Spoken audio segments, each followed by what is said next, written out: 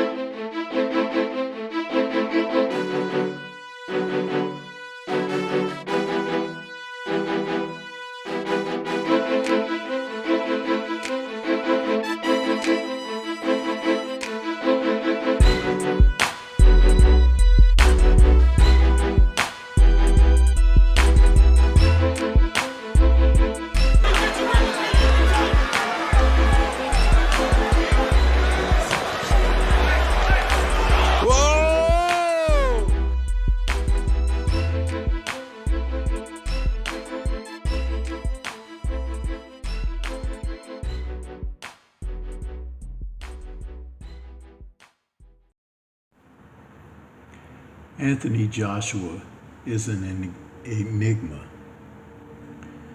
The heavyweight fighter from Watford, Hertfordshire, UK, is someone who has had difficulty with his career, making moves, going forward, being successful. Joshua is definitely a talent in heavyweight boxing, but he is not the type of fighter that can think on his own. He's the type of fighter that needs the proper guidance. In this sense, I liken his circumstance to someone very famous and well-renowned in boxing, Mike Tyson. Mike Tyson was a physical being in the sport of boxing, but he wasn't the most cerebral of people. Joshua mimics this with his record of 24-3 with 22 KOs. He is now facing a crossroads after losing 2 fights in a row to Alexander Usyk and losing his titles, the unified titles that he had in his possession since defeating Vladimir Klitschko over 5 years ago. Things could have worked out differently for Joshua had he decided at that time to step up to the plate of challenge and take on Deontay Wilder, who had the remaining WBC title. But the games began then. Enter another enigmatic fighter, Tyson Fury, the Gypsy King. He who, of strangeness renowned, has entered the arena, and with everything that has transpired in his career over the past 5 years, we've seen him go from a victorious fight over Vladimir Klitschko in November of 2015 to being on a hiatus, self-imposed, due to drug problems and other questionable affairs. His record now is 32-0-1 with 23 KOs. He's coming off of a trilogy of bouts with Deontay Wilder, and his last fight in April of this year facing Dillian White saw him score a knockout over White, which no one felt that Dillian White would have an opportunity against Fury to begin with. That promotion saw White be vacant from trying to sell the fight. But Fury, who has questionable background and ties professionally in the sport, is a person that we really don't know what to make of what's going to happen with him. So the proposed fight with he and Joshua now looks like it could happen, and they both now more than ever before may need one another. Thing is, Fury, who is from Morecambe, Lancashire, the UK, and Joshua, two domestic fighters, have the opportunity to make heavyweight history amongst themselves. Their fight no longer has the luster it had when Joshua was undefeated, and Fury originally held the titles. But there is something about that can draw fire from the UK, more so than it can internationally or even across the pond in the US. But what are we to expect from these two men?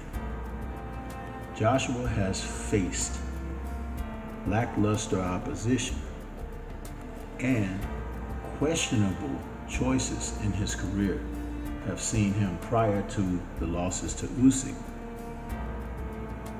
drop a fight against Andy Ruiz, his first loss, back in June of 2019. A TKO loss to Ruiz, where they saw Joshua drop him early in the fight, and Ruiz got up to batter Joshua into submission. There appeared to be some outside elements that may have affected that night's performance for Joshua, but inexplicably, he has still not done the things he needs to do in his career to get better. My criticism of him has been, since he acquired the title, he hasn't progressed. Looking at Tyson Fury, he's taken a different route and approach to what he does in the sport. Fury, between his fights with Deontay Wilder, fought the likes of Tom Schwartz and Otto Wallin back in 2019, in June and September of those months.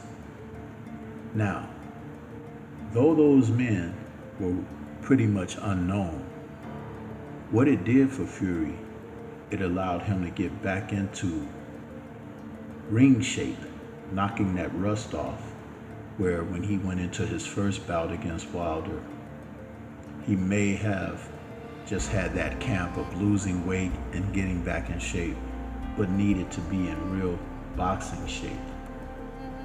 But this is the thing, the Otto Wallin fight proved to be a tougher task for Fury than anyone expected. And that fight could warrant a rematch. Fury had a terribly cut eye in that fight, and they allowed him to bleed his way to a decision where that fight could have been stopped on the cut had it not been Tyson Fury. So the powers that be for boxing working in his favor again. What do we know about Fury's skill set? To me, he's an adequate boxer. He has questionable mobility, but his size, frame, and reach are his greatest assets. Not ring generalship, not ring IQ. It's the extremities. But this is where we have to focus back on. When you talk about boxing, what fighters bring to the ring as far as the intangibles. Anthony Joshua, 6'6", and has decent power, can be physical if he's confident. His 82-inch reach, he's never learned to use it properly. And though when Lennox Lewis was critiquing him and suggesting that he may look into the Western side of the world for more experienced trainers, Joshua railed against him disrespectfully. Lennox was once in Joshua's position, and he knew from experience the wisdom and advisement to offer up. But as young people are prone to do nowadays, he was very resentful, and he couldn't take that criticism and use it as something that could fortify himself. Think about it this way. If you want to be the best at anything, you will have to work for it. Joshua has enjoyed people giving him compliments, patting him on the back. Because he's from the UK, being the big fish in a small pond, he has received that and hasn't looked to go beyond that. No one can do it for you. You have to want it for yourself. And that's what the rest of the world was trying to tell him. Even when people were asking him to face Wilder, he got angry. Why don't you fight him? These are not the type of sentiments from a warrior that wants to prove himself to be the best. These are the type of sentiments that come from a man who's unsure of himself. So when you put that together and you think about him facing Tyson Fury, the temperaments of the two men, and when I said it's time to check the temperature, this is what shows and proves them to be different. And moving forward, that's the consideration when you talk about these two men facing one another. Tyson Fury will have advantages, but Anthony Joshua and the style that he fights is the most effective against a fighter like Tyson Fury.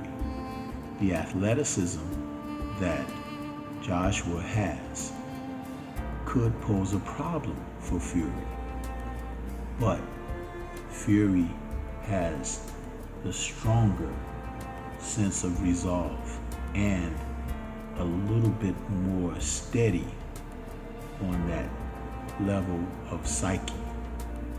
It's important that Joshua has someone that can hold him to task in a fight like this.